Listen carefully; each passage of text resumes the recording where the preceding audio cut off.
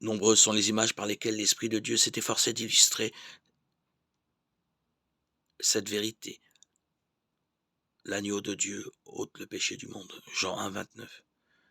Afin de la rendre claire aux âmes qui désirent être soulagées du fardeau de la culpabilité, Jacob, après avoir trompé Ésaü, s'éloigna de la maison paternelle, accablé par le sentiment de sa faute.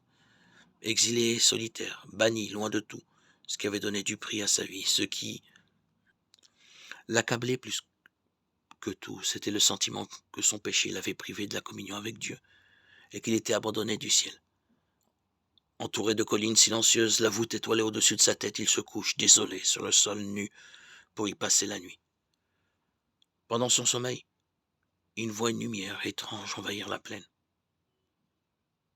Du sol sur lequel il repose s'élève une immense échelle, éthérée, qui semble conduire à la porte même du ciel. Et sur cette échelle montent et descendent des anges de Dieu. Il écoute et, du milieu de la gloire céleste, la voix divine lui fait entendre un message de consolation et d'espérance. Jacob trouva un sauveur répondant au soupir de son âme. Plein de joie, il vit le chemin par lequel il pouvait, lui, pécheur, retrouver la communion avec Dieu. L'échelle mystique de sa vision représente Jésus, le seul intermédiaire entre Dieu et l'homme.